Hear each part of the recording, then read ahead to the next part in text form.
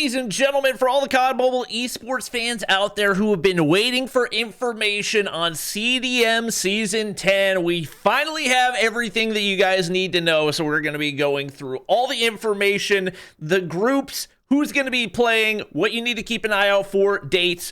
We're going to go ahead and hop into it. For those of you who don't know, this is basically COD Mobile China's Super League. They started it last season. We had CDM 9. We watched all the way through.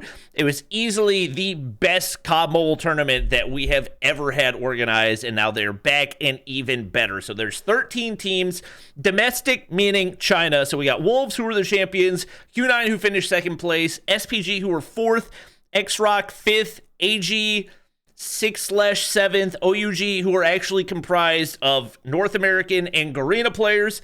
They had KZ, who finished, actually, I think, technically tied with OUG in 7/8th. And then WL, which is actually a new team. They had, for the first time ever, open qualifiers for a team to make it through. And from what I've heard, I think Carl, formerly of X-Rock, is playing for them. So this is a team that I'm interested to see. Obviously, MTG did exit the scene, so this is their replacement. And then as far as international teams, we've got Godlike, Seoul, who is a brand new roster. We broke down their whole team yesterday, if you guys want to check that out. Accelerate, which is the number 3 team from India. DVS, which we saw for the entire season, and then Exceed, which is the number 2 team from Japan, that a lot of people have said is better than DVS. I think that probably changed over the course of the past season, but will be interesting to see how they do.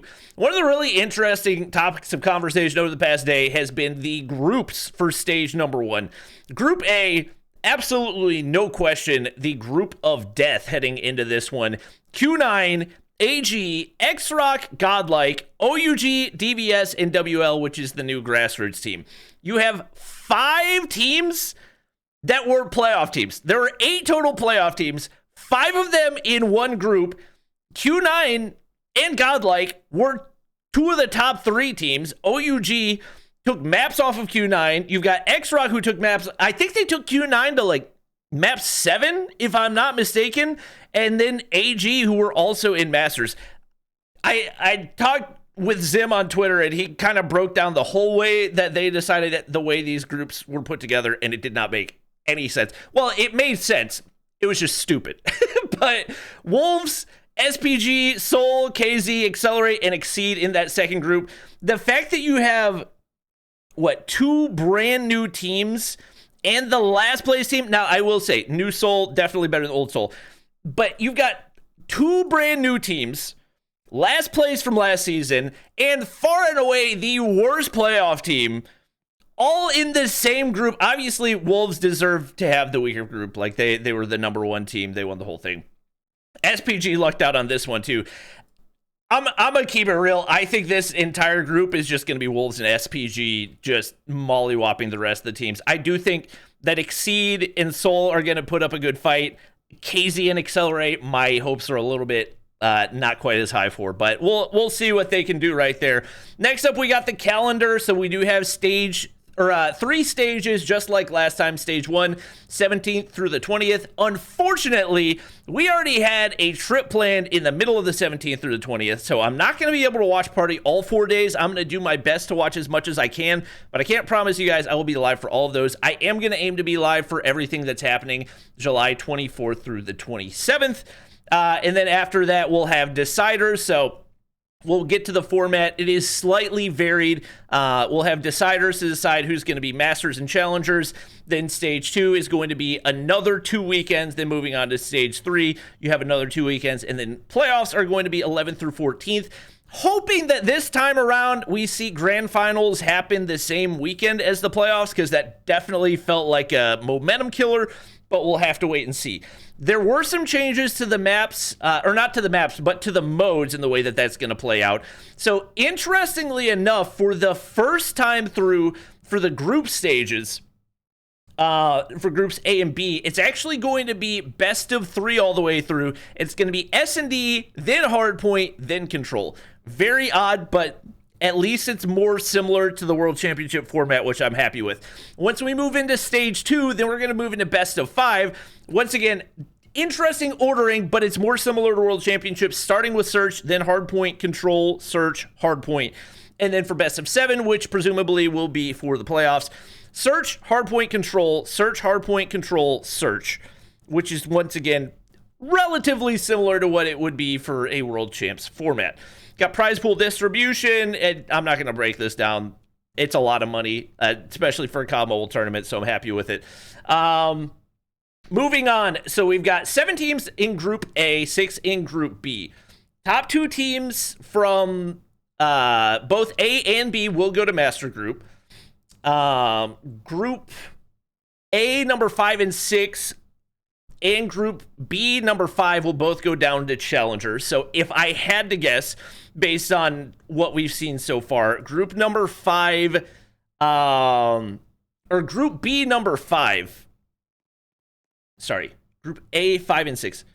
Golly, there's just so much information right here. So we go back up here. Number 5 and 6 both go down to Challengers. There's a lot of talent here. I would guess 1 through 4 in no order for Group A, probably Q9, X-Rock, Godlike, OUG. Obviously, AG could be contenders right there. I think OUG will have had more time to hone in on what their roster is going to be, and AG are going to be playing with a new player. So I don't see AG taking enough maps in order to be able to make it into Masters, but it's a possibility. I do see probably DVS being that 6th team, but it could also be WL being... It's tough. It's really tough to predict what's going to happen there. Only one team is going to get automatically sent down to Master or to Challengers for Group B. For me, it could really be anybody between really any of these 4 teams. There's not really any way of knowing until we see them go head to head. So I'm not going to try to make predictions on that, but it's really 4 teams. But one of the interesting things about that decider is number 7 in Group A will play number 6 in Group B. The team that loses that is automatically eliminated. So this is the earliest that we're ever going to have had elimination matches, which will be very interesting.